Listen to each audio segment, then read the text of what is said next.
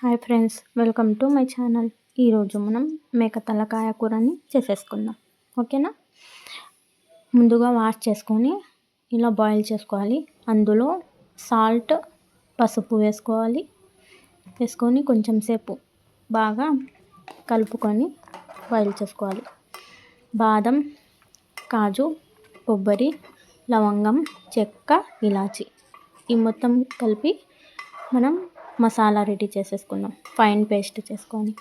ఆ తర్వాత కుక్కర్లో ఆయిల్ వేసుకొని ఆనియన్స్ వేసి ఆనియన్స్ బాగా ఫ్రై చేసుకోవాలి. ఇలా బ్రౌన్ కలర్లో రావాలి. ఆ తర్వాత 1 టేబుల్ స్పూన్ అల్లం వెల్లుల్లి పేస్ట్ వేసుకొని కలుపుకోవాలి. ఆ తర్వాత మనం ప్రిపేర్ చేసుకున్న మసాలాని వేసి బాగా ఫ్రై చేసుకోవాలి. ఇలా బాగా కలుపుకోవాలి.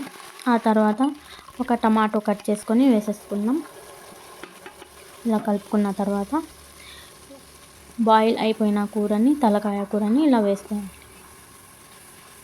ఇందులో కుక్కర్లో వేసుకొని బాగా కలుపుకోవాలి. ఆ తర్వాత అందులో ధనియా పిండి, కారం 2 టేబుల్ స్పూన్ అండి, సాల్ట్ రుచికి సరిపడినంత వేసి కొంచెం సేపు ఇలా బాగా ఉడికించుకుందాం.